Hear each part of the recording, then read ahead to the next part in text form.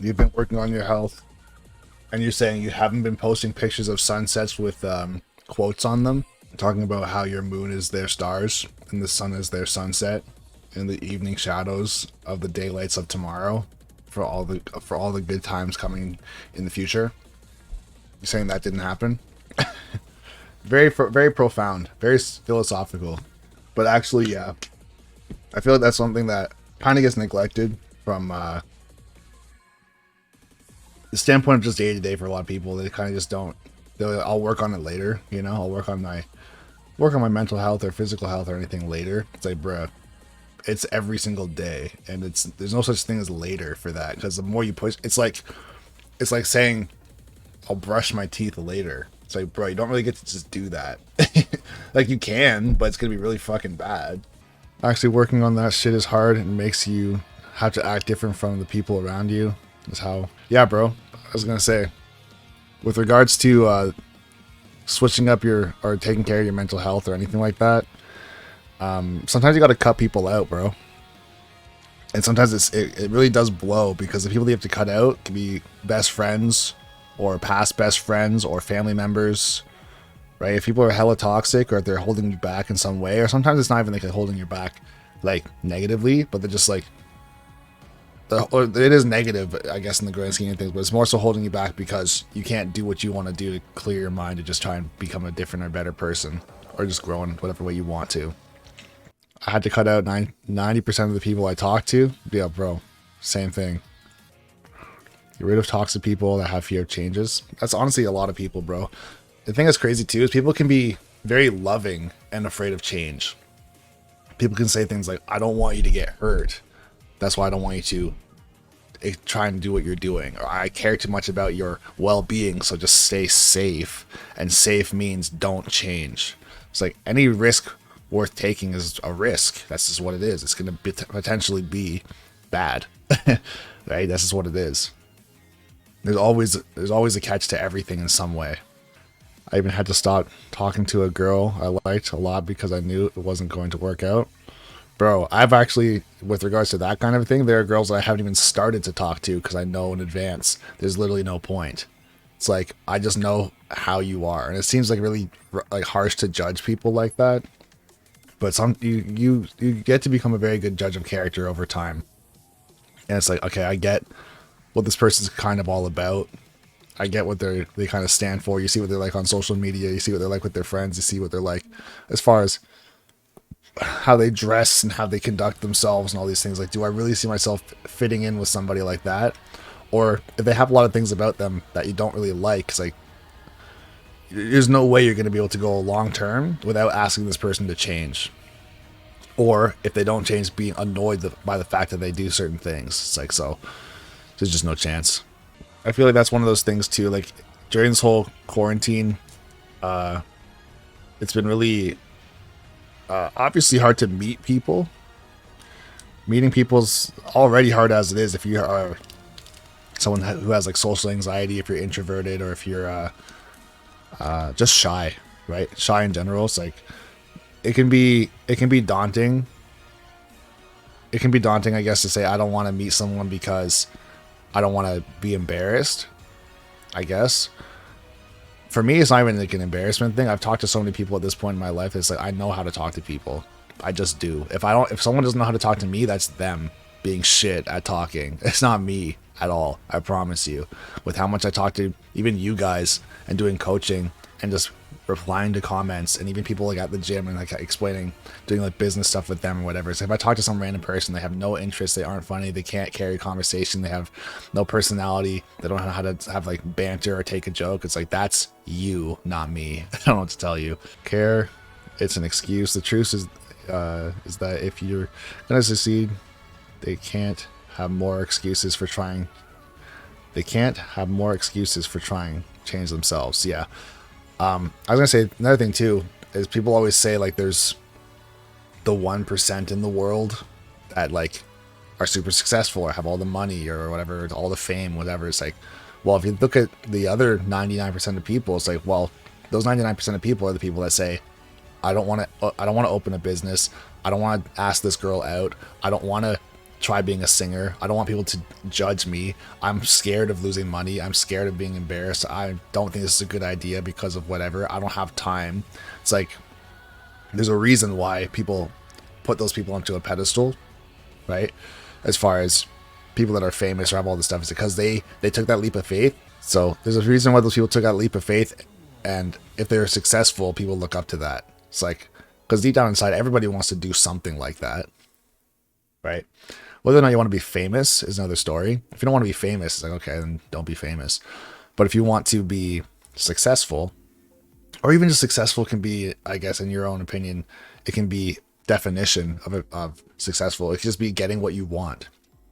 Your success can be just getting what you want in life, right? So success doesn't have to be like a dollar value or a property or a material thing, right? It can literally be anything. Success can just be, I want to be happy, and that's it. So how do you want to be happy? So some people can be happy just being a garbage man. That's just what they do. You know, they have a very simple job, I wouldn't say super easy job, easy to an extent. Like, it's not super taxing mentally, but it's like, you just want to do that. It's like, if that's what you want to do, you want to live in an apartment and just live your life and that's all, and you're happy doing that, then do that. Some people are not happy until they have a fucking Lambo, according to them. So if they want to have a Lambo and that's how they're happy, then sure, I guess, right? But yeah, it's all subjective. Dealing with judgment is so hard. I didn't know how much it affected me until recently. Bro, welcome to my life. My entire life, as far as being a content creator, everything is judgment. Every time I put out a video, I say, oh, I hope this does well. Hopefully this doesn't go straight to shit. Hopefully this actually gets some views, or people don't leave horrible comments or whatever. But the thing is, I do it anyways. Because judgment is just a byproduct of having something to be judged.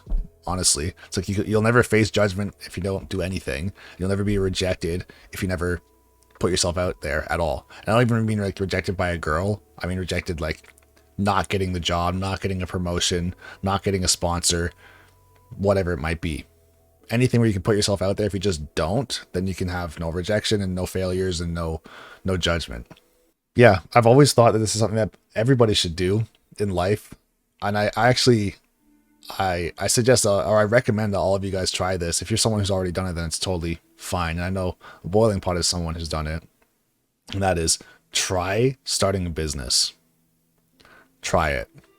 I'm not saying it like that because I know or I want you to fail, but I want you to try it to see who will or won't support you and how hard it is to do so much shit on your own. Because a lot of people don't really see that. And it can be as simple as starting a business. And by business, I mean literally a Facebook page or an Instagram page, and that is it. You'd be surprised how many people are not going to support it, or not going to share it, or not going to help you talk about it, or they're not going to buy your t-shirt for $12 or whatever it is. It's like, yeah, you get a lot of judgment, a lot of rejection. And it's not even because people don't like you. It's more so like, why would I spend $12 or $15 or whatever, let's say for music? Why would I buy your music when I can buy somebody else's music who's already famous, right? It's a huge, I don't even know if it's like a name for the phenomenon, but realistically it's like where someone's on the same level as you and they don't want to help you surpass them, right? If you buy music from Drake, it doesn't really do anything, right? It doesn't really help him get further away from you. Right? If he's a multi-millionaire and you're just an average person, so okay, if I support him, who cares? But if you're an average person and your best friend, also an average person, wants to be a musician, it's very hard for people to support that person for whatever reasons. Like it's very hard to say, I'm going to support you. And if you become a millionaire or you become super successful, it might have been because of me helping. And sometimes the people, they do want to be supportive and they do want to see it happen. And other times it's like, I don't want to let you pass me because that tells me that I could have done that. And I just said no and I was scared and all this stuff. So I want to keep you scared and I want to keep you down with me. That shit happens so much. And it's a very negative way of thinking. But people do that a lot. It's something. So yeah, you'll notice a lot of entrepreneurs, like they have this mindset where it's like, or not even, it's just a lifestyle. Like being an entrepreneur is incredibly lonely, right? You have to do so much shit on your own. And people, they don't really see it, I guess. Like even for myself, I don't really even think you guys really know how much I do, like from day to day. It's like, if you just wake up and there's a video done, it's like, okay. If it's a coaching session and you were there for it, it's like, okay, that's cool. Like you saw the session happen. But I also had to get the session off of Twitch, then cut it down on Premiere Pro, edit it all together, put the intro and the outro, all the stuff on top of it, then do a thumbnail, then post it on YouTube and do the analytics or the titles and all that type of stuff. And that's not necessarily the hard part. That's not necessarily hard if you just say it like that. But it's also doing it every day for 2 years straight, as well as also doing the coaching part. And even with the coaching part as well, it's like, okay, it's an hour of my day, 2 hours of my day, 3 hours of my day. It's like, that's what you see. You see what's on stream. As I coach somebody for an hour, then that's it. It's like, okay, well, within that hour, let's say if I coach at 7 p.m., I couldn't go and do something else before or after, because it's right in the middle of the day as far as my day, right? So it's like, okay, or if I coach early on a certain day, or if I coach on like a weekend or whatever like that, it's like, oh, you just turn on stream, and when you want to walk away as a viewer, you just get to. It's like, for me, no, I have to come home from wherever I was, or stop whatever I was doing. If I was in the middle of a voiceover or labbing or talking to my team, I have to stop everything and then do the coaching session. Also be sharp with how I'm playing and know what I'm talking about, and be able to answer any question with great detail. So be very knowledgeable on what I'm doing as well. It's a lot of preparation, right? And then same thing with like even the other guides and stuff. Like this is just talking about coaching. Then there's also all the guides and coming up with all those ideas and then labbing everything out, right? And then on top of all this stuff, like doing all this work, you put it out on YouTube just to be potentially judged or have it flop. I put out a video talking with Ronan X about this, where it's like, he's worried about flopping one video. It's like, bro, I have videos flop daily, like weeks at a time. I'll put out a video and I get like 700 views. And it's like, but I can't let that phase me and be like, well, I'm a failure, or oh, this video sucked, or I should just quit or whatever. It's like, well, kind of is what it is. At the end of the day, we're going to get to a point where the channel will blow up, and it might be 2 months from now. It might be 2 years from now, you know, who knows? And then when that happens, it's like, yeah, there's a huge library of all this hard work that you've done, and people will either appreciate it or they will share it around or whatever. Right? Because in my opinion, my channel is still relatively unknown from the Smash community as a whole. Competitive Smash players definitely do know of my channel for the most part, but they don't have any idea of the depth of my channel for sure. And sometimes too, it's not necessarily loving what you're doing, because sometimes what you're doing is for a purpose or for a reason in the first place. So it's like, a lot of people don't love their job, but they love their family, so that's why they do their job, right? So it's like, oh, you might work at like a pizza shop and you don't love working at a pizza shop, but it pays the bills, and then that's why you do it, right? And it's like, okay, maybe you don't want to do it forever, but you do want to provide forever, right? To an extent. Of course, like if you have kids and stuff, they're going to grow up and be able to provide for themselves. That's a whole other story. But as far as doing things only if you love it, that's not even a standard, bro. Most people don't do anything that they love. Realistically, the only thing that they do that they love is like escaping what they have to do all the time. So if they love to party, or love to lay on a beach, or love to buy clothes, or love to go shoe shopping, then there's that kind of stuff, and people, they love to do that, but that's not their standard, right? If you work at a desk job, or you work at a grocery store or a gas station or a McDonald's, you might love it, but you probably don't, right? And that's one of the things too, is like from now until, let's say, however long it takes, if you're in school or whatever, you should, not guaranteed, but you should be trying to progress in life to get out of whatever you're currently in, if it is something that you don't like, right?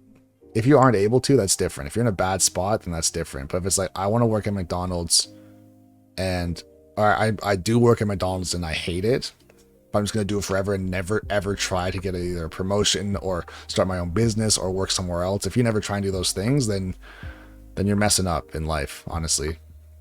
If your family loves you back, they'll tell you to change that work when the opportunity comes. Yeah, of course. If you're able to, yeah, if you're physically able to, or literally able to switch up what you want to do, and you have support from people to help you, then of course, right? No one wants to see you struggle in your immediate family like that. That's like I was saying before. When people hold you back by caring, that's how that can happen, right?